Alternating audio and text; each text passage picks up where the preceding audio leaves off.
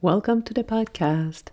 Today on the podcast, we're talking about our relationship with our significant other, be it the other parent of our children, or a newer partner.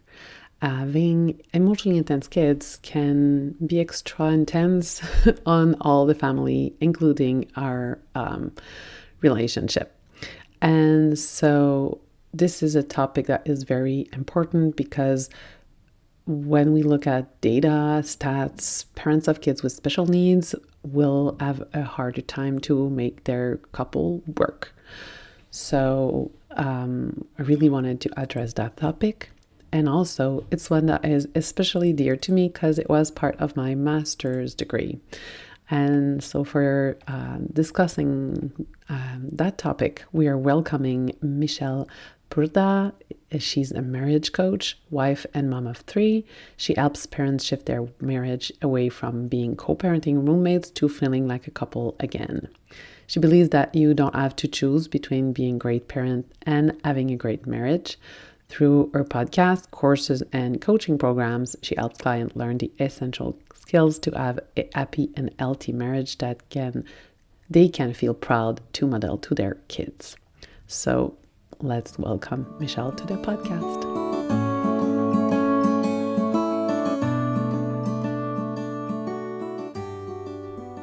Welcome to Parenting the Intensity, where we'll talk all about how we can drop the general parenting advice that doesn't work with our emotionally intense kids anyway, and let go of the unrealistic expectations society puts on us as parents.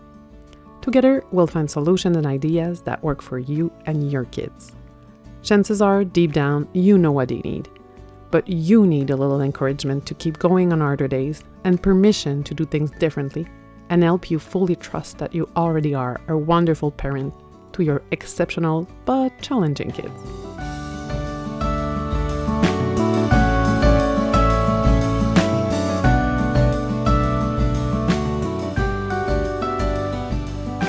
Do you read all the things, listen to all the things, take all the courses, and you know a whole lot of things about parenting, but you struggle to actually apply them in your real life? Then you're in luck. I just started the Parenting the Intensity community, which is a monthly group support for parents of emotionally intense kids. And the goal is exactly that, to take all the information you learn from the podcast and from all the other sources and adapt them so that they work for your child and your family, your reality, because things can work, but not always the same way for everybody. So the same thing might need to be adapted to work for you. And sometimes it's hard to sort through everything to choose the right things so that you can really enjoy your life and your kids, not always being afraid of the next outburst. You can join by clicking on the link in the show notes or on the website.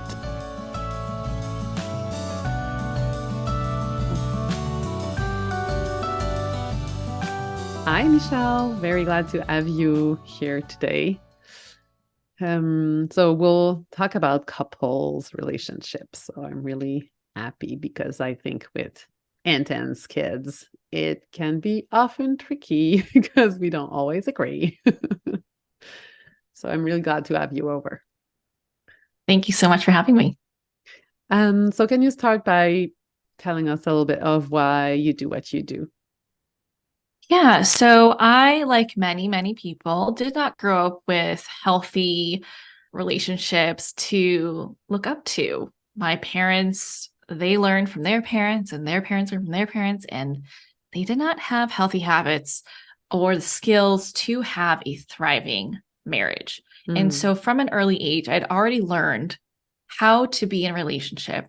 And I didn't realize until much later, many relationships later, that these habits that I learned, these beliefs that I held about relationships were actually not good. They were not conducive to relationships that helped me feel like I was really seen, heard, no partnership. It was just not good. And so it really took several relationships to recognize that no matter who I was with, I was still encountering the same dynamic. And so who was the common denominator? That would be me. And so I really took a deep dive into the world of personal development. I became more self-aware of what it is that I want, how I feel, how to manage my emotions, how to understand them, how to communicate in a way that doesn't turn people away, but rather has them wanting to engage in the conversation, wanting to listen, wanting to be there for me instead of me pushing them away, attacking them, being passive aggressive, Mm-hmm. blaming, all these like things that I thought were very normal because that's what I witnessed growing up, Yeah. only to come to learn that, hey, you're screwing up your relationships. It's not just them, Mm-hmm. right? And so after becoming a mom, I entered into motherhood by being a stepmother first. So obviously not planned, but very much a decision that I made. Mm-hmm. But entering into motherhood like that really threw me in for a loop. I wasn't prepared for it, but I knew I wanted to be a good mom. And after that, I noticed the challenges that we experienced in our marriage as a result of becoming a mother figure. And then Mm-hmm. it was even more exacerbated once I actually had my own son. I had no idea the changes that would come about a marriage just from that transition of, Mm-hmm. hey, we love each other. Let's expand our family. And then, boom, no time, no Yeah. energy, no patience, a Mm-hmm. lot more challenges, a lot more resentment. And the problems that existed before, it's almost like you shine a million flashlights on them and it just comes up to the surface. And so we had Yes. communication problems, we had issues understanding each other, finding time to connect. And all of that ended up with me saying, no more. This is not the life that I want. I do not want my parents' marriage. I do not want to be the type of mom that I had growing up. Like she did her best, right? She did her best. I love her for it. And I wanted something different for myself as a mother and something different for my kids. And same for my marriage. I wanted our Mm-hmm. marriage to actually not only look good in pictures, but to feel good, Oh, right? I I love want our that. kids, yeah, I want our kids to grow up in a home where they're like, goals. Mm-hmm. That's my goal for my future relationships. So I know how to handle conflict in a healthy way. I know how to be a partner in a way that serves the marriage. Mm-hmm. Not, oh, well, this is just what I think marriage is, and this is what I'm going to take into it, but rather knowing the why behind it all, knowing the amount of energy and effort and commitment and consistency that it takes to have the type of partnership that can thrive through all challenges, Mm-hmm. parenting, regular life things, and beyond. And Mm-hmm. so now I want to help people who are in marriages, parenting, like going through that whole parenting journey, know that they can have a marriage that feels successful as they navigate parenthood, even though they didn't have something to look up to while they were growing up. It's all just a matter of acquiring skills and applying them and Mm-hmm. working together to make sure that you're on the same page and just watching how your partnership can deepen and build, and this impacts your intimacy, your physical Mm-hmm. intimacy, your emotional intimacy, and being able to feel that level of connection is just like what we've all been wanting, right? To feel Yeah. seen and to feel heard, to feel cherished, all of that. Mm-hmm. So I want to help people feel that. Yeah. And it's very often that when you become a parent, lots of that just go out the window. Oh You're yeah, just parent. 100%. It's like the first thing that goes, because you look at your spouse, you're like, well, you versus the baby who's helpless, doesn't know what they're doing. They are dependent on me. I'm gonna pick the baby because Yeah. not only is it like, okay, well, it's my responsibility, Mm-hmm. but also sometimes when we become parents, the issues that rise up in our marriage become really difficult. And if we don't have the tools to know how to navigate them, we're going to go to the path of least resistance, which is parenting, right? Mm-hmm. They gave us all the feel goods, the smiles, their milestones, whereas the marriage is like, I don't even know how to talk to you because you're not listening, or you're not doing what I need you to do. You're not being there for me. So I'm going to Mm-hmm. go where I can feel more successful, Mm-hmm. which makes it worse, right? That decision to neglect the marriage because it's hard makes Mm-hmm. it worse. Yes, of course. And I think also like with lots of challenging kids, it also increased because you have more reason for conflict, and you're more tired, you're more Oh, overwhelmed, yes. and you don't feel that success in your parenting at all. So you feel like you're failing everywhere, basically. And like it influence each other. If you feel like you're failing in your couple, then it will have an impact on your parenting. And if you feel you're failing in your parenting, it will have an impact with your Oh, partner yeah. also. So it's Definitely. also, It's a vicious cycle for sure, yeah. because with parenting difficult children, or I shouldn't say difficult, challenging children, it can really take a toll on you, because motherhood feels almost like it should be something that's innate. We're Mm-hmm. supposed to know how to be good at it. We're Mm-hmm. supposed to know how to, be the type of mom that's patient, loving, kind, fun, all, fill in the blank. Yeah. But it's not that way, right? Like, it really is that journey of personal development that you didn't know you were signing up for, right? You signed up Mm-hmm. for it thinking, oh, this is going to be so great. But really, it's a mirror pointing back to you at all the things that you need to heal within yourself to be Mm-hmm. the type of parent that you want. And what's funny is that marriage is the same way. It's True. also a mirror, Yeah. right? And so a lot of the work that I do, there's actually a lot of parallels when it comes to having the marriage that you want, as well as being the type of mom that you want and having that connection with your kids. It Mm-hmm. all starts with you and how you're taking care of yourself, what you have the capacity for when it comes to your emotional regulation, your communication skills, you being able to collaborate with them, right? Like collaborating with Mm-hmm. your partner, collaborating with your kids. It all is so similar. Mm-hmm. So we wanted to focus on conflict. So because Mm-hmm. lots of it can arise when you have, for example, differences in how to raise a child. And when you have an emotionally intense child, you often need to change the way you parent. So what you learn, when you see, and what people are telling you is not working, and you need to try something else. And often it does, like the two parents are not going at the same speeds on trying new things. So it often brings up some conflict. So how would you suggest that parents handle those conflicts?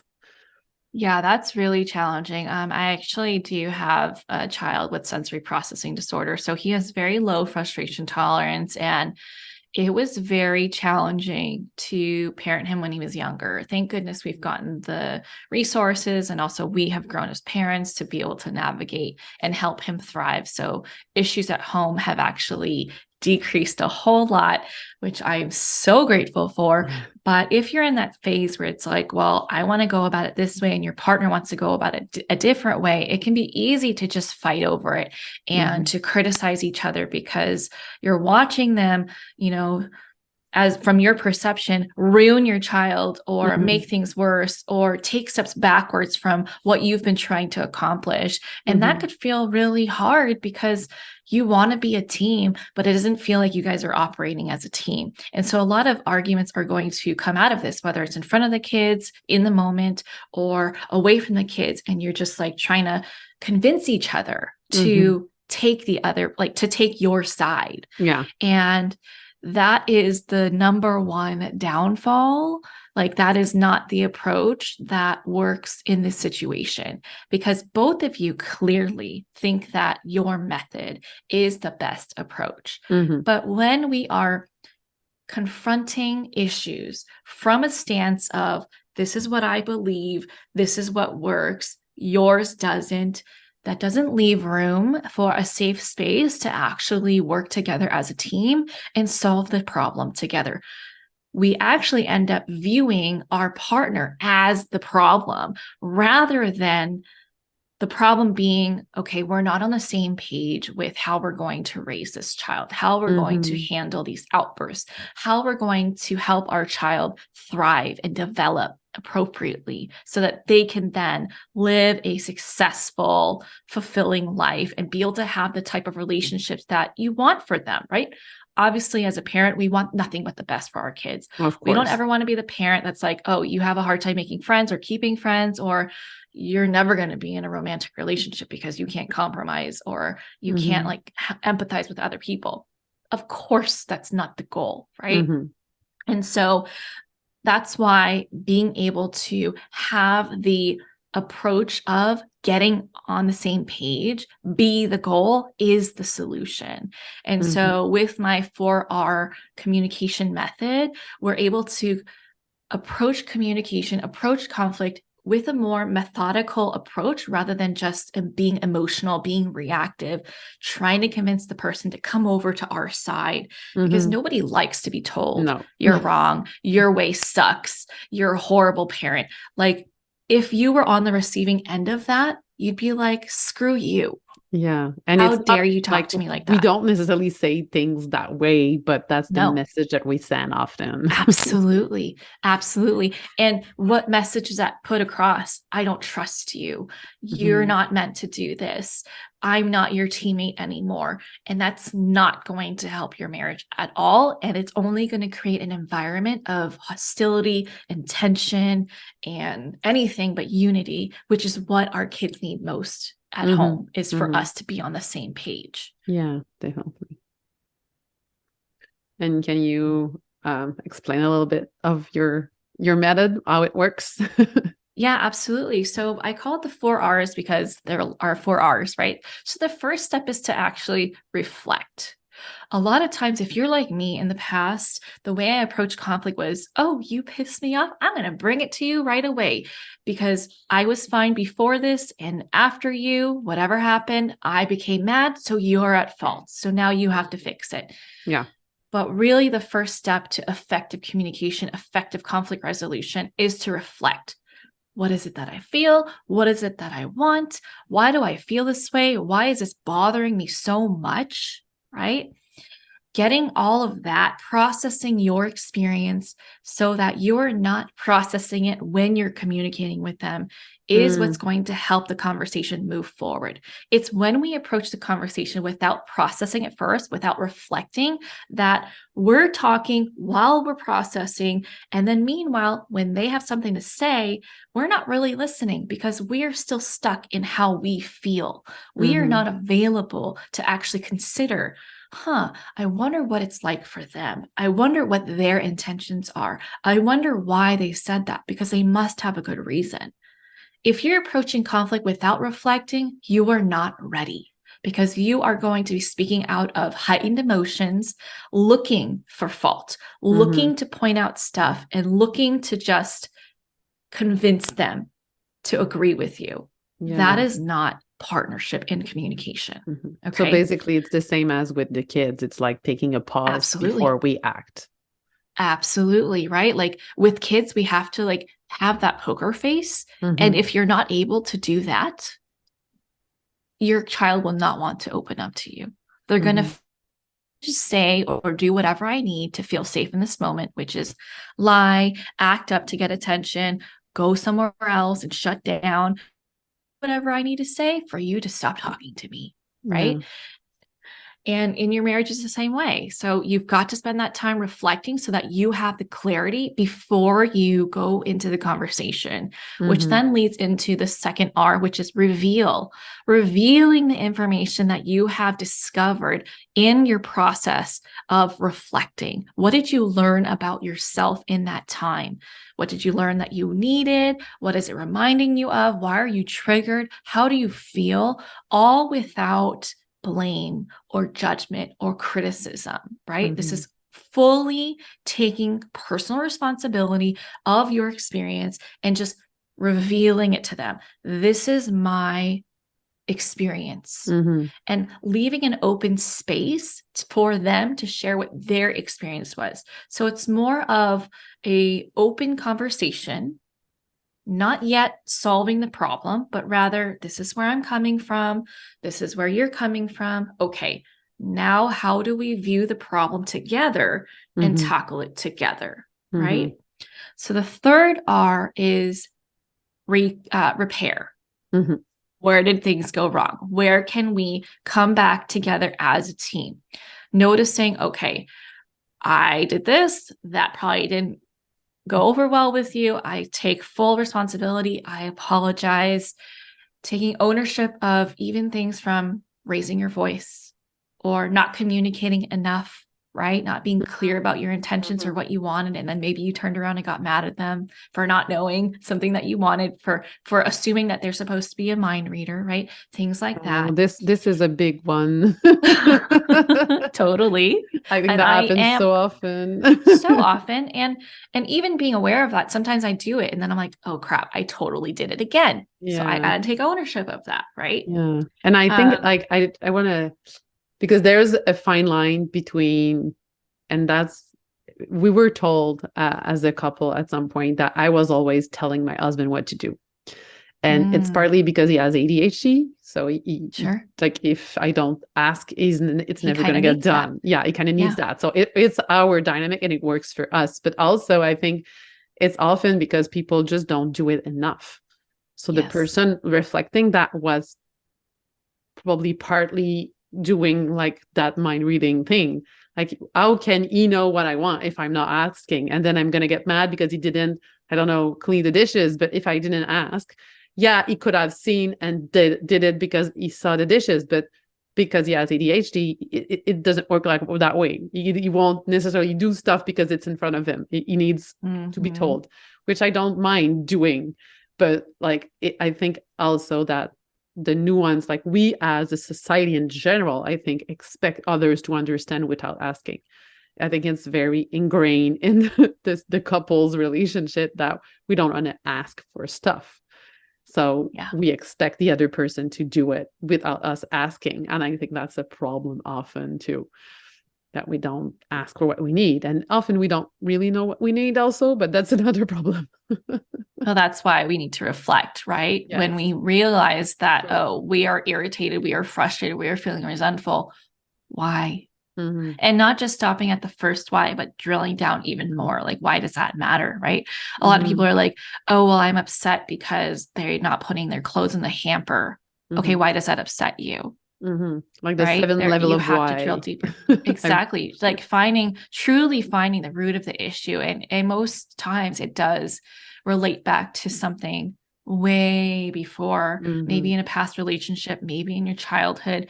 And when you can discover what that is, then you're actually having a conversation worth having, not Mm-hmm. just, picking on little things that in the grand scheme of things don't actually matter. Mm-hmm. Mm-hmm. Yeah. Yeah. And And so the fourth R is to actually reconnect. So mm-hmm. after you've done the repair work, you've heard each other, you've both taken personal responsibility over how you played a role in this. You've got to you've got to reconnect, right? So what does that look like? And this is especially relevant about what we're talking about when you are approaching parenting in different ways, it Mm-hmm. can really create some distance within you because you're like, well, I don't like your method. And Mm-hmm. so you can kind of choose sides on, well, I'm going to be more of a gentle parent. I'm going to be more authoritative, Mm-hmm. whatever the differences are. You've got to find a way to reconnect. And in that way, it's all about collaboration, figuring out, okay, well, we have this issue. How can we figure out a way to come up with a creative solution that we're both on board with? What Mm-hmm. is our vision, right? And establishing that is not easy, but it's definitely a conversation that you must have. Because if you're going to approach parenting from two vastly different ways, that is going to continue to create friction in the marriage.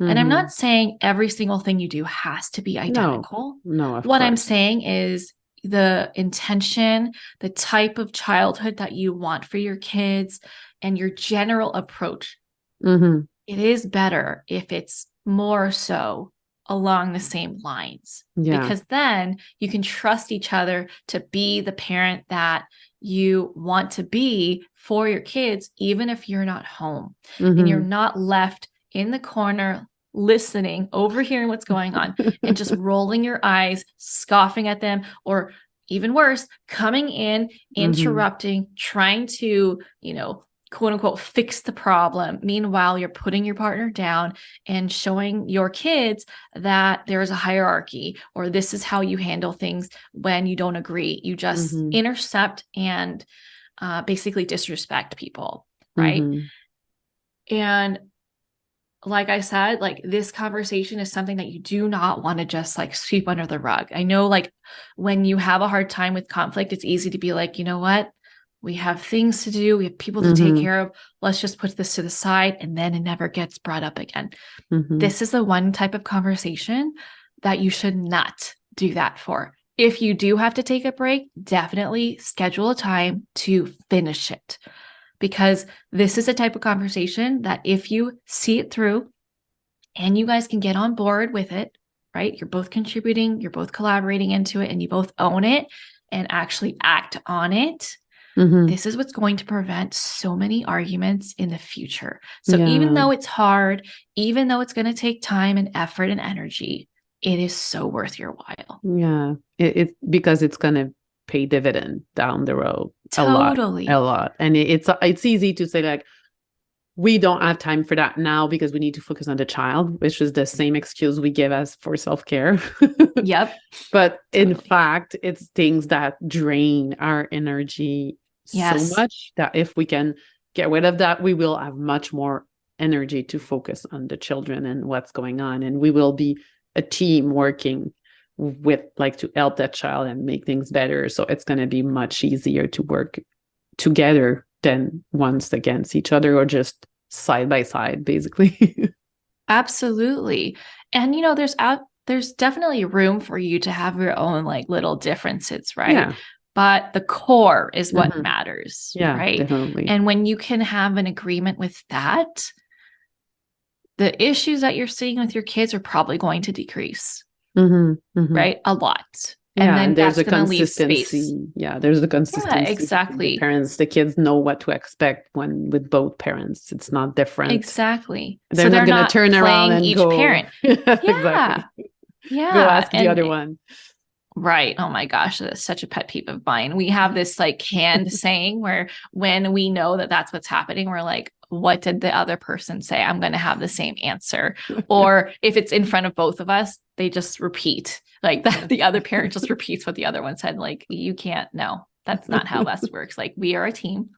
We're going to have the same answer. And even when we disagree, we will never show that in front of the kids. Whichever one ends up changing their mind, whichever parent ends up changing their mind, they then get to go, develop a plan on how to communicate that to the child so that it doesn't look Hmm. like one parent is overriding the other, because that's Hmm. never our intent, is to show our kids like, oh, the real decision maker is this one. So like, Hmm. let's just like, we don't have to listen to this other parent. No, that's not what's happening here. Hmm. Hmm. It's more of a team effort. And Absolutely. I would say also that like balance thing is will be easy for kids to see if it's always the same parents who got the higher end and gets to make the decision basically, then they might undermine the other parent Oh, because they yeah. will see that very easily. They're good at Mm-hmm. that. Oh, yeah. They are very good at that. They're very opportunistic. Yes. Very. And they're observant most of the time. They will see things so well. Absolutely. Yeah. And they really can show you where your partnership can be strengthened. So Mhm. it might sting a little, Yeah. but it's an Always. opportunity to grow in that sense. Hmm. Yeah, they are, like you said, little mirrors, and they point you where you need to Mm-hmm. grow, be it in your personal, like in your relationship with your partner or just with yourself. Yeah. Whether you like it or not. And oftentimes it's what triggers us when the kids react in some ways. Oh, It, yeah. it triggers us because we need to, not all the time, but sometimes that's the reason. Is there Yeah. anything that you wanted to add before we finish that we didn't touch on? No, I don't believe so. I think just making sure that you are able to have those conversations to get on the same page is so, so important. And I actually have a free training if you want to share that with your listeners Sure. on what I call the number one conversation married couples need to have, but aren't. And Great. it's kind of like, yeah, it's Love the it's title. playing off of what I was saying earlier Hmm. about, getting on the same page with parenting. This Hmm. goes beyond that. So in addition to, so this is definitely the number one conversation that couples need to have, because this is what's going to set the tone for being able to navigate conflict better, being able to even avoid having to have unnecessary conflict with each other, because you're on the same page, because you're operating as partners, as a team, and you know what you're working towards, and you're both making your way towards that. So it makes decision-making easier because you can just point back to the conversation you had. Yeah. It's almost like a mission statement. Yeah, a family mission statement, basically. Yes, exactly. Love that. Great.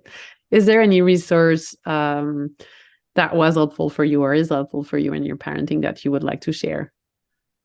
Yeah, I think I would say that understanding my experience with emotions and really sitting in my emotions, learning how to do that, learning how to regulate my nervous system whenever I have heightened emotions has been a game changer for both my marriage and in motherhood. Because when we're feeling emotional, that's when things get really messy, when we're acting from our emotions. And being able to sit and process it and know that this is actually the better way to take time and not jump into it, not address it right away, which was my natural inclination, because that's what I thought showed that I cared, that I'm dealing with it right away and I'm not letting it sit. I think learning that has been the most profound, impactful thing I've done for myself, and that I share with my clients to do, is to really just, hey, get comfortable with the uncomfortableness of your emotions, because it has so much wisdom to share with you about yourself, so that you can be that present, connected partner and parent. Yeah, true. It makes total sense. It's something that we don't necessarily, we were not taught that. No, it's not something we not were at all. taught. And emotions are often swiped under the rug, and we don't want to talk. Especially like joy is okay, but not sadness. Anything comfortable is okay. Anything Yeah. societally accepted is okay. Yeah. But anger, frustration, annoyance, no, that's not okay. Yeah, exactly. Yeah. If parents want support, how they can work with you and where can they find you? Yeah, so I offer coaching on a one-on-one basis as well as couples coaching. If you want to connect with me and you want to listen to my podcast, you can hop on over there. It's called the Marriage and Motherhood Podcast. You can also connect with me on Instagram, and I also have a free Facebook community for moms. It's called the Marriage and Motherhood. So I would love to get to know you and connect with you and support you in any of those spaces. So feel free to reach out and send me a hello. Great. We'll put all the link in the show notes. So thank you so much for being here with us today, Michelle. It was a pleasure talking with you. Thanks for having me. I'm so glad you joined me today and took that time out of your intense life to focus on finding a new way to parent that works for you and your kids. To get the episodes as soon as they drop, make sure to subscribe to the podcast. And please leave a rating and review so other parents can find it too. Also, check out all the free resources on my website at familymoments.ca so you can take action on what's the most important for you right now. And take a deep breath, keep going. We're all in this together.